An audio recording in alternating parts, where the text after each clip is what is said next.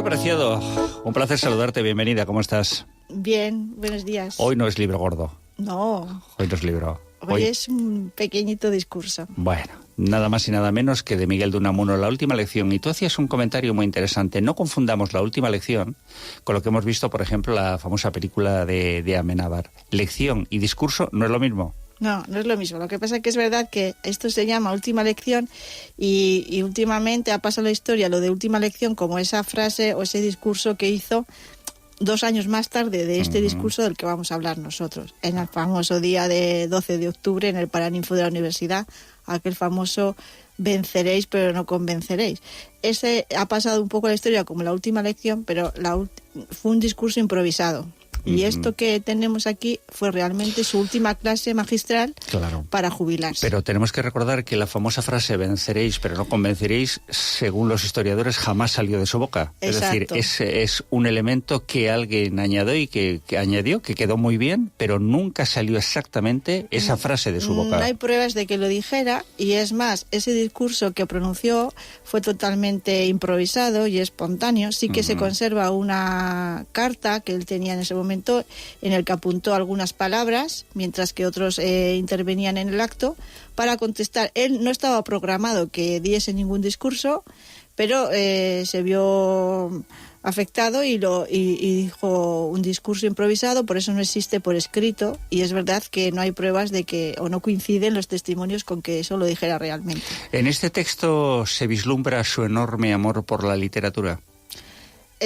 Sí, pero está más enfocado al momento político en el que se pronuncia. Sí, pero mi argumentario no iría en ese sentido, sino fundamentalmente por el lenguaje que utiliza y cómo lo utiliza, ¿no? Sí, desde luego, utiliza, vamos a ver, he dicho que es un pequeño discurso, pero es un pequeño discurso de un grande de la literatura. Ahí está la historia. Efectivamente, ahí has dado tú en el clavo, porque va a utilizar palabras y juegos de palabras que nos llevan al Unamuno poeta, al Unamuno ensayista. Claro, este hombre cultivó todos los géneros de la literatura, la novela, la poesía, el ensayo, incluso el periodismo. Te hacía este argumentario por una razón. Mira, yo conozco un médico mirandés que ejerce como médico forense en León desde hace muchos años, y este es un apasionado de la literatura. Bien, este hombre periódicamente tiene que rellenar informes que tiene que remitir a los juzgados vinculado con su trabajo, ¿no? Y un día al juez le llamó la atención y le dijo: usted escribe de forma diferente a los demás y se nota su tradición literaria. Claro. O sea que el médico llevaba sus escritos jurídicos vinculados con el mundo de la judicatura. Ese otro argumento. Al final el ser humano no puede desprenderse de aquello que es, Laura, claro, ¿no? Efectivamente. Cuando uno escribe, si es un escritor y apasionado de la literatura, pues se va a notar. Efectivamente, hasta en un texto que tiene que ser pues más anodino con lenguaje jurídico, ¿no? Claro. Y el juez diría: pero vamos a ver, ¿qué informes forenses me mandáis de una novela? Pues el juez un día no le llamó la atención, simplemente le planteó eso como curiosidad, ¿no? Y repito, este hombre, un médico excelente, por cierto, mirandés, es forense, tiene que rellenar informes bien relacionados con autopsias o bien relacionados, ya sabes que uno de los trabajos de los forenses, por ejemplo, es examinar a aquellas personas que son detenidas antes de su ingreso en prisión. Fíjate. Entonces también tiene que elevar un informe, y él le atribuye carácter poético, lo cual me parece fantástico. Sí, era una descripción pormenorizada del preso. Del preso en cuestión. Sí. ¿Qué incluye exactamente la última lección de don Miguel de Unamuno? Pues, ¿Qué quiso decir? ¿Qué quiso expresar en este texto? Es para mí un alegato totalmente a la no violencia, ¿no? Lo que denuncia de alguna manera en nuestra última clase es que es un periodo, es 1934, que no lo hemos dicho, el 30 de septiembre, tal día como hoy, de 1934. Año muy revuelto ya. Año en el que ya había pues un ambiente muy crispado en España, pero también en las universidades.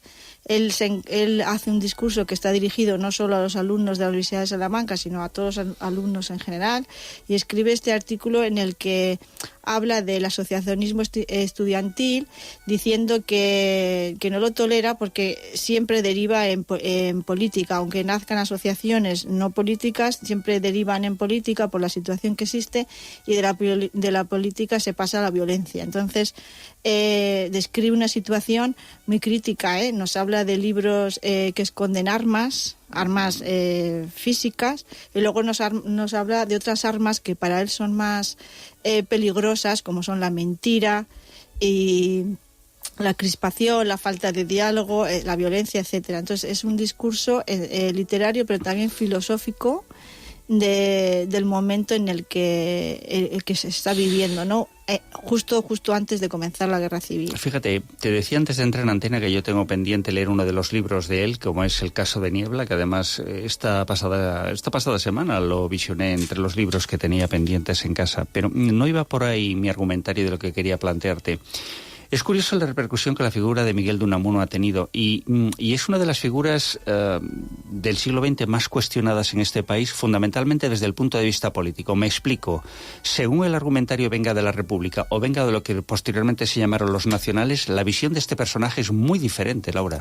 Muy, muy diferente. Sí, y hay un momento de la historia en que los dos bandos, digamos, de la guerra civil y de la República, ¿no?, del final de la República, le consideran traidor, los dos, ¿no? Él es un republicano, va a apoyar la República, él tiene problemas en su trabajo y en su vida personal por ir en contra del rey Alfonso XIII y del dictador Primo de Rivera, incluso sufre un destierro, ¿no? Esto sabido de todo esto. Sí, y le mandan a Salamanca, le mandan a Fuerteventura, sí. Después él se lo perdonan, pero decide exiliarse a Francia, bueno, tiene una trayectoria. Él es un hombre que es una figura que yo admiro mucho por su obra, pero también por su trayectoria, porque tenía una característica, y es que reconocía sus errores. O sea, si él, por un lado, había defendido una cosa, públicamente era capaz de reconocer que que en ese momento de su vida estaba equivocado y que su pensamiento había evolucionado a otra cosa. Yo creo que ahí está la clave del personaje, en un momento en el que el país estaba posicionado en bandos, muy polarizados. Léase 2025 España. Exacto. Léase el momento en el que estamos ahora mismo. Perfectamente. Ni un bando ni otro, tengo la sensación que le aceptó el cambio de opinión. Claro, exactamente. Y yo creo que una de las particularidades que tiene un ser humano a lo largo de la vida es la posibilidad de cambiar de opinión sin que tenga que sonrojarse por ello, ¿no? Es pero decir, no claro, pero vamos a ver, Laura, somos seres humanos que evolucionamos, ¿no? Eso es. Y entonces esa evolución a mí me permite cambiar de opinión si soy lo suficientemente consciente de que me das tú argumentos de peso para pensar de otra manera, ¿no?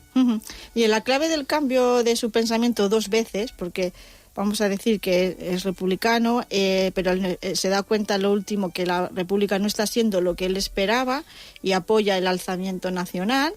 Lo apoya, pero cuando pasa, esto solamente, este discurso ya es un alegato a la no violencia, pero en ese otro momento que hemos hablado al principio, el del 36, cuando está en el Paraninfo y le atribuyen esas palabras que dijo, él también ha vuelto a cambiar de opinión, porque ya estaba apoyando el bando nacional, pero habían transcurrido entre julio y octubre del 36 apenas 3 meses, y él había visto que la violencia era tan fuerte en su ciudad, sin ser el frente, en Salamanca, que le había hecho volver a no apoyar eso.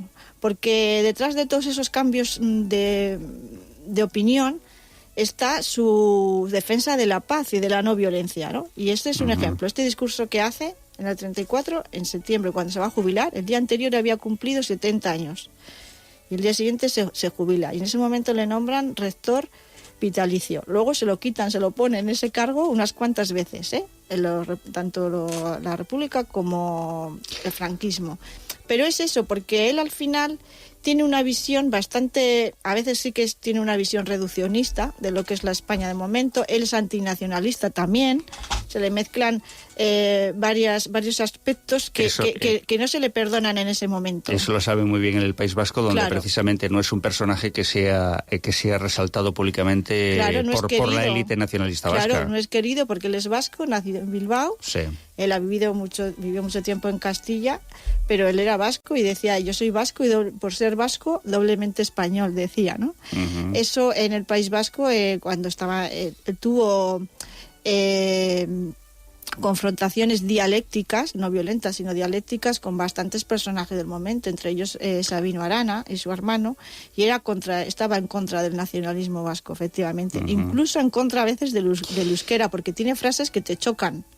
¿no? Por ejemplo, en cuanto al bilingüismo, bueno, hay cosas que chocan, pero en cualquier caso, pues es lo de siempre, lo que hemos dicho tú y yo muchas veces. Tenemos que analizar, no juzgar, analizar el personaje en la época en la que vive. En ese contexto y con los condicionantes en los que estaba viviendo. Con, ¿no?, los condicionantes, las características de la vida y teniendo en cuenta que es un hombre religioso también, ¿no? Entonces hay una mezcla de ideología, de sociedad, de las características también de su formación humanística, de su profesión, ¿no?, como catedrático de lenguas clásicas, no olvidemos que era catedrático de griego.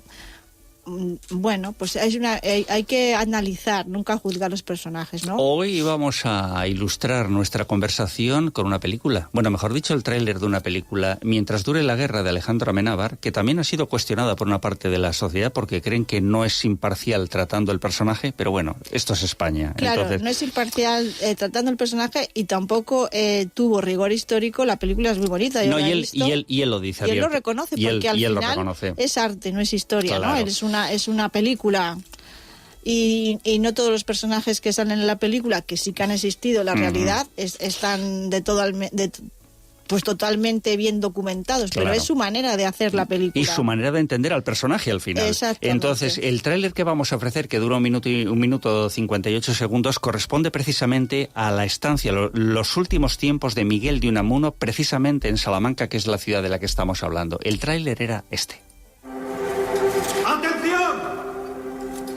Hoy, 19 de julio de 1936, queda declarado el estado de guerra en Salamanca y con ayuda de Dios, en toda España. He aquí al escritor más grande de España, don Miguel de Unamuno. Yo no he traicionado a la República me ha traicionado a mí. A estos alemanes hay que seguir exprimiéndolos, como limones. Hay 1000 hombres puestos ahí dentro. La guerra durará años. Para limpiar esto, hace falta años. ¿Yo qué puedo hacer? Tienes que denunciar esta masacre al mundo. Yo no voy a pasar a la historia como un Judas. España necesita héroes. ¡Viva la muerte! ¿Qué te he dicho? Usted tiene las manos tan manchadas de sangre como ellos. Hoy podría ser el día más importante de mi vida. Baje usted a la tierra de una vez. Esto es fascismo, igual que en Italia y en Alemania. En esta república no he visto más que revancha, odio y resentimiento. Ustedes los intelectuales me hacen mucha gracia. Siempre intentando cambiar el mundo. Vencer no es convencer. Conquistar no es convertir. Venceréis porque tenéis fuerza bruta de sobra, pero no convenceréis, porque para convencer hay que persuadir. ¡España! ¡España! ¡España!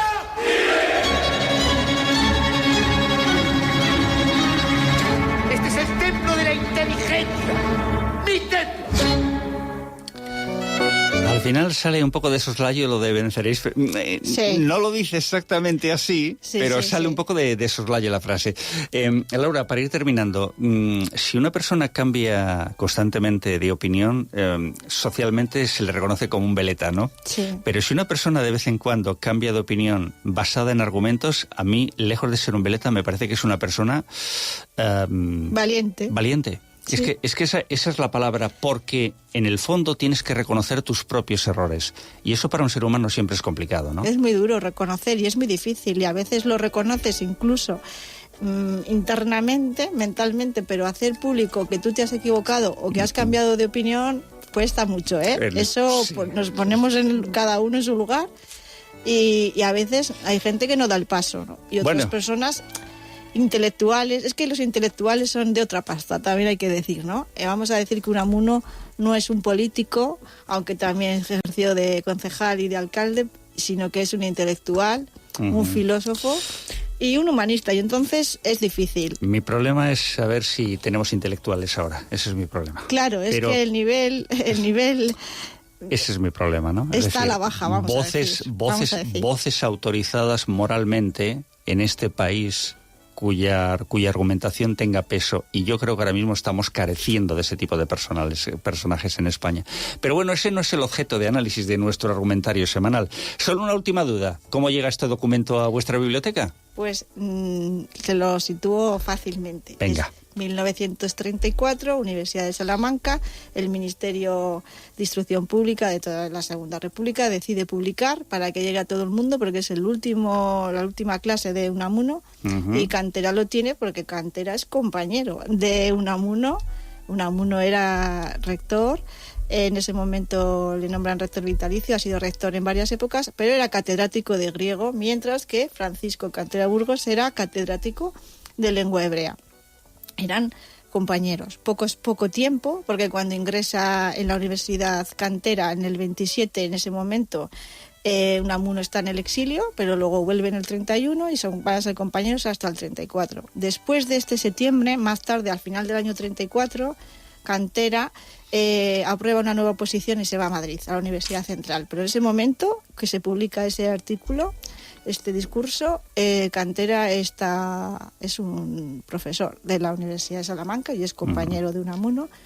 Y no tengo la certeza, pero seguramente estuviera en esa última clase, que tengo que decir que acudió el presidente de la República, Niceto Alcalá Zamora. Palabras mayores en aquel momento, ¿no? Y al final, qué importante es siempre la historia y sobre todo leer a los grandes. Y si además los grandes tienen diferencias ideológicas respecto a ti, yo a veces digo muchísimo mejor, porque es una forma de enriquecer tu forma de entender la vida, ¿no? Luego Unamuno tiene una cosa en cuanto a su obra literaria que está muy separada o sea, que no vas a encontrar reflejo siempre en la obra, reflejo de estas cuestiones políticas que hemos hablado. Tiene una gran obra literaria de muchos géneros, tiene la famosa Nívola que decía él, la novela Niebla, pero también tiene La tía Tula, muy interesante, tiene un cancionero muy desconocido de poesía que es precioso, que también está en la biblioteca de la Fundación Cantera. Bueno, tiene muchos artículos en los periódicos y revistas de la época. Es un personaje y un escritor que hay que leer sin duda.